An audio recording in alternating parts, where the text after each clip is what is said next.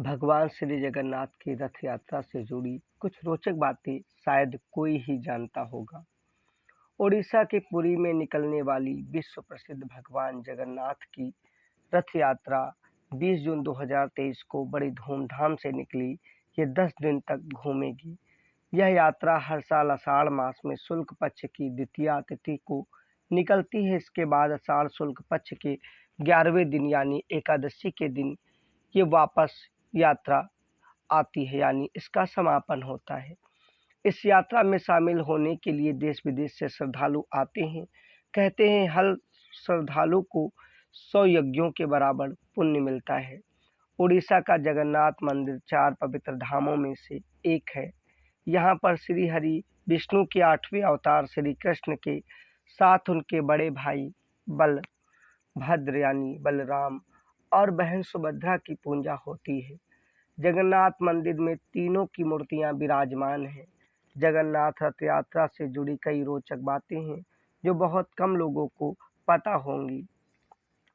सबसे पहली बात बता दें, यहाँ काठ की मूर्ति में भगवान श्री कृष्ण का दिल आज भी धड़क रहा है।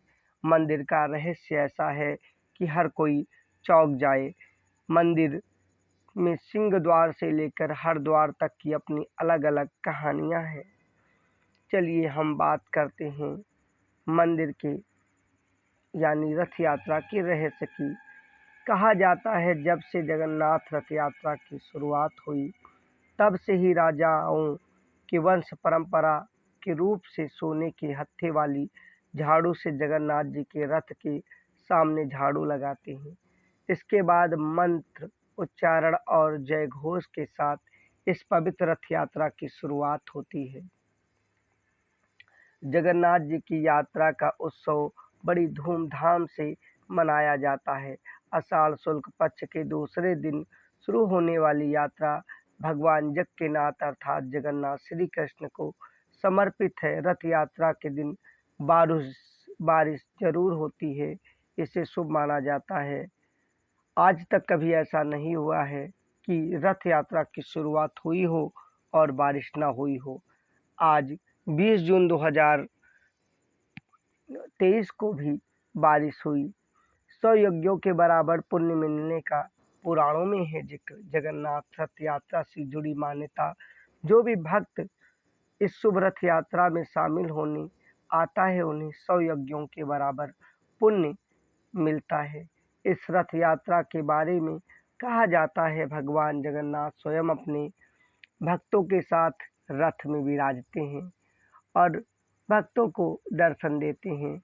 भगवान जगन्नाथ बलभद्र सुभद्रा के साथ नारियल की लकड़ी से बनाए प्रभु, ऐसा इसलिए किया जाता है क्योंकि ये लकड़ी हल्की होती है, इन्हें आसानी से खींचा जा सकता है। भगवान जगन्नाथ के रथ का रंग लाल और पीला होता है। इसके अलावा यह रथ बाकी रथों की तुलना में भी आकार में बड़ा होता है। उनकी यात्रा बलभद्र और सुभद्रा के रथ के बीच में होती है।